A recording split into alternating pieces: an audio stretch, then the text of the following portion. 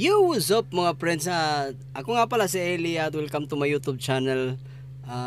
Yun, at meron akong i-share sa inyo mga friends. Bali, ito ibang ano rin, ibang bago ito sa aking mangyari sa aking channel. Ibang segment dito sa aking channel. Yun, sasabihin na natin na segment. Dahil ano, pero bago yun, gusto ko lang humingi ng dispensa sa inyo mga friends kasi ganito yun eh. Gusto ko ipaalam sa inyo para malaman nyo rin na hindi ganun kadali yung hindi ganun kadali yung mga ginagawa ko. Ano lang mga friends, bali humihingi ako ng dispensa mga friends sa mga video. Siguro napapansin nyo naman eh, yung mga video ko minsan ano eh, nahuhuli yung boses doon sa nagsasalita o minsan naman ano, nauuna yung nagsasalita doon sa yung boses sa nagsasalita yun minsan nauna minsan nahuli. Ganito kasi yung mga friends, yung ginagamit ko kasi sa editing mga friends, may problema tayo sa editing mga friends, hindi naman sa problema sa akin, ano lang yung editing skills ko, kailangan aminado naman ako doon na kailangan pang i-enhance. Marami pang mga possibilities na dapat ko pang gawin. At isa sa mga ano doon, yung wala kasi akong laptop mga friends eh, doon sa mga nagre-reaction video na katulad nila Jonas, nila Shernan, nila ni Rapian, sila ni ano, sa lahat ng mga ano, kahit sila Looney, yun. Ginagawa nila yun online, ginagawa nila live yun, tapos sa laptop. Pag meron ka talagang laptop mga friends, ano yun eh, isang matik na yun eh, isang ano yun, kung baga kung sa laptop bubuksan mo lang yung camera mo, tapos manonood ka lang ng battle dun, tapos i-record mo yung video, yun na yun.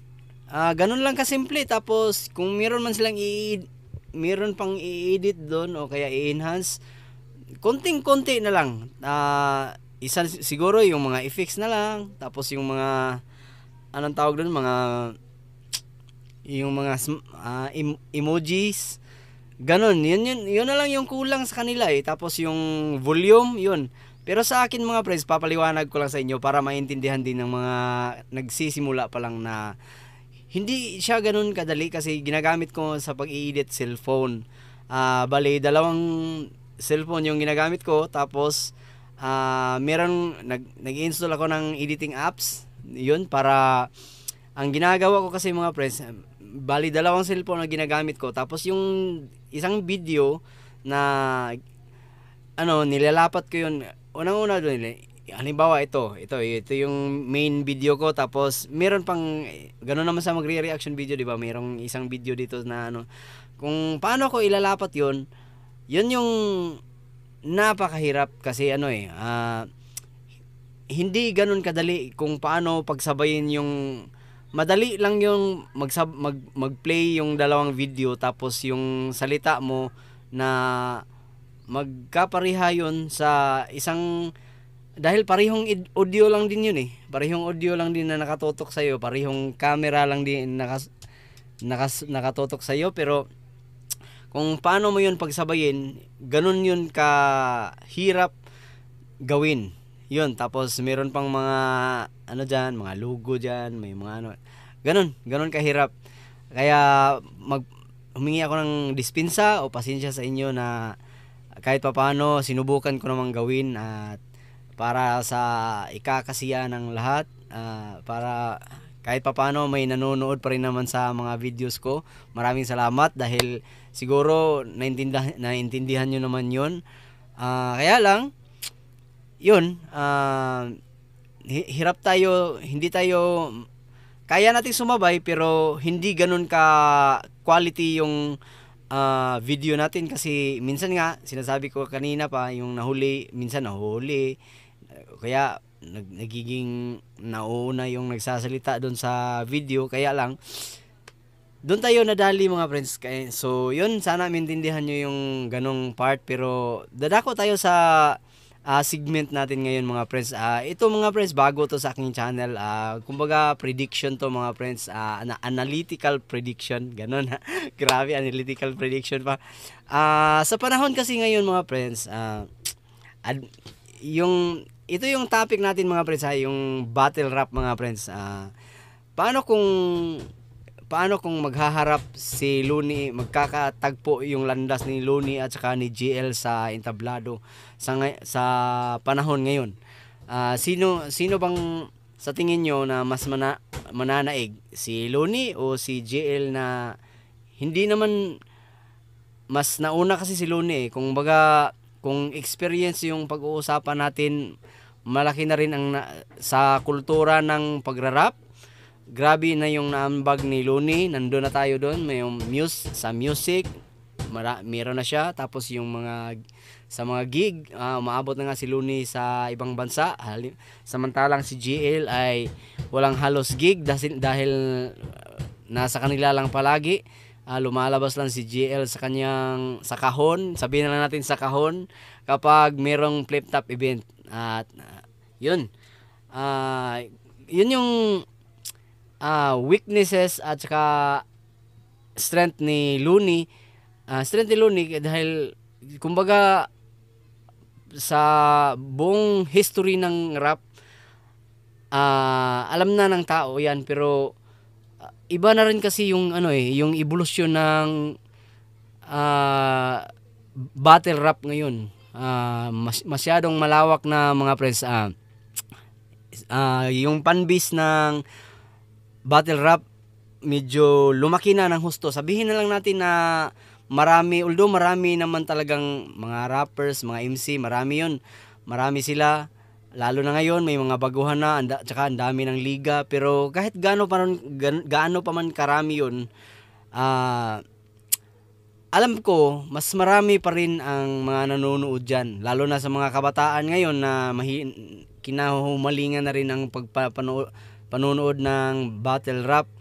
Lalo na halimbawa na lang si GL, ayan mas maraming nanonood sa kanila na hindi naman sila fan talaga ng pagrarap, kung ano-ano yung mga ginagawa. Kasi kung baga yung pagrarap mga friends, ibang dimension yan. Hindi naiintindihan ng karamihan ang mga ginagawa ng mga battle rap o kaya mga MC. Yung mga ginagawa nila, yung makakaintindi lang doon sa mga ginagawa nila ay yung mismong mga MC lang din. Pero sa ngayon, marami nang nanonood ng battle rap. Halimbawa, yung mga teenagers, sabihin na lang natin na mga teenagers nanonood na rin, yung mga 18 pataas, lalo na sa mga gamers, kinahumalingan na rin ng marami yung panonood ng battle rap. At yun yung gano'n na kalaki yung fanbase. Tapos yung mga matatanda, dahil halimbawa si GL lumalaban doon sa Manila, pinapanood talaga nila, yung mga kapitbahay nanonood, yung mga kahit matanda na sila, pinanood nila dahil bilang suporta, kumbaga bilang suporta sa kanilang kapitbahay o kaya pinsan, at bukod pa ron yung mga magagaling na nagaganap, yung sabihin na lang natin, pag halimbawa pag may battle si GL tapos nanalo si GL, ibang rin yun, ibang dating din yun sa kanila na kumbaga Ripon Leyte pa. So yun, kasama, kumbaga hindi lang si GL ang nanalo doon, kumbaga dahil nire-repin niya yung Leyte, kaya buong Leyte na rin ang nagpupunyagi, kumbaga nagsaya sa kanyang panalo. So doon na tayo dadako sa mga friends, sa usaping kung sakaling magtagpo ng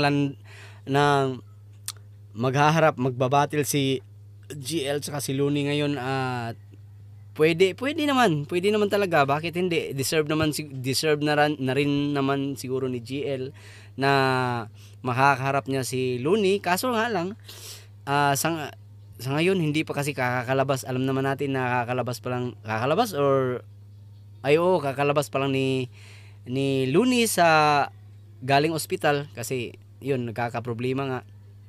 At sa awa ng Diyos na ano naman na gumaling na rin. So yun, yung doon na lang tayo babalik doon sa usapin kung sakaling maghaharap sila sa battle, magbabattle sila sa kanino kayo doon. Ito yung mga tinitingnan ko mga friends. Si Looney, alam naman natin na kung experience wise mas lamang ng dihamak si Looney kasi matagal na siya sa mundo ng pagrarap at lalo na sa rap battle. Marami na siyang tinalo lalo na sa mention na natin sa flip top. Marami na siyang tinalo doon na MCs at kita naman natin kung gaano siya kagaling bumabattle. Yung magaling si Looney sa mga multis, nagdo-double time, nagti-triple time din. Tsaka sa rebattles, magaling si Looney doon. Hindi natin pagkaila yan. Kaso nga lang, si GL kasi, ay alam natin na si Looney, meron siyang, nanonood ako ng yung break it down ni Looney. Sinasabi ni Looney na bilang MC, mas maganda rin daw na flexible ka. Yun, nababanggit ni Looney yun na flexible ka. Alam mo, dapat sakop mo yung yung marami kang alam. Mas advantage pag marami kang alam talaga. At isa sa mga hindi gamay ni Looney ay yung pag halimbawa nagre-reference ng alam naman siguro ng karamihan yan na si Looney talaga ay hindi mahilig mag-reference ng anime, which is patok siya ngayon kasi dahil sa cellphone ngayon, cellphone era na tayo ngayon kaya kung dati maraming naglalaro sa com shop pa lang, yun, maraming mas lalo na ngayon, yung ML pwede nang laruin sa cellphone, pero halos magkapareho lang naman yung yung content ng gaming, online gaming ngayon. Halos pareho lang din na yung mga atake ng paglalaro. Pero hindi gets ni Looney talaga yun. Aminado si Looney doon na hindi niya hindi niya gamay yung mga reference pag nagre-reference talaga ng gaming. Yun yung kahinaan ni Looney, which is si GL ay advantage talaga sa kanya yun dahil napatunayan na natin yan na napanood ko na rin yung yung Rhapsody. Nanonood rin ako ng Rhapsody na inamin talaga ni Rafia na meron talaga kahit nagre-reference siya ng anime reference, kaso lang hindi lahat ng anime na pinapanood niya ginawa niya ng reference kasi lalo na yung Dota kasi Dota kaya kung ano pa yung mga games na yan. Yun hindi niya alam lahat yun. Yun yung kung baga limited lang yung pagkakaalam niya doon. Which is si GL talagang gamay ni GL yun na paano ka pag halimbawa dahil mahina si Looney sa mga ganyan, paano kung binabanatan siya ni JL all 3 rounds ng yung anime reference, paano i-rebat ni Looney yun? Magaling din na battler si talaga si Looney. Wala namang tayong dyan, pero iba rin yung yung yung anong tawag dito, yung mga nabuo na experience ni JL lalo na ngayon, at meron mag-aaral pa, sinasanay pa niya yung kanyang sarili, meron pa siyang tinitingnan kumbaga medyo marami-rami na rin siyang alam. Yung kahinaan lang din ni JL mga friends ay yung kita naman natin sa laban nila ni Husky pa yung comedic attack, yung sa mga comedian yun, medyo mahina si JL doon, pero kahit papaano pinilit niyang makasabay din naman. Alam niya, nagjo-joke na rin si JL kaya siguro kung sinong mas advantage, siguro mas advantage si JL kasi kaya na rin niyang mag-joke. Si Looney, yun hindi hindi lahat na intindihan ni Looney sa pag nagre-reference ka ng ano, yung ah, enemy reference. Yun yung kahinaan ni Looney. Kung nadali na nga doon si ano si Rapian sa laban nila ni GL all 3 rounds, nagre-reference si GL ng ano, yung anime. Talagang naalog si Rafian doon dahil ano, yung mga sinasabi ni GL, sabi ni Rafian na hindi niya, paano niya babasagin yun, kung paano siya makapag-rebat na kasi wala siyang knowledge doon wala siyang alam doon.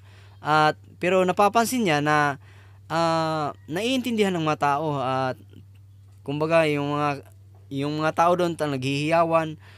Yun, paano niya babawiin yun yung momentum ng ano, yung pagbabattle nila kung wala naman siyang mairibat. Yun yung isa sa tinitingnan ko, kaya medyo mahihirapan si Looney doon. Tapos sinabi rin ni Akata na si Akata kasi hangang-hanga din siya sa mga ginagawa ni GL ngayon.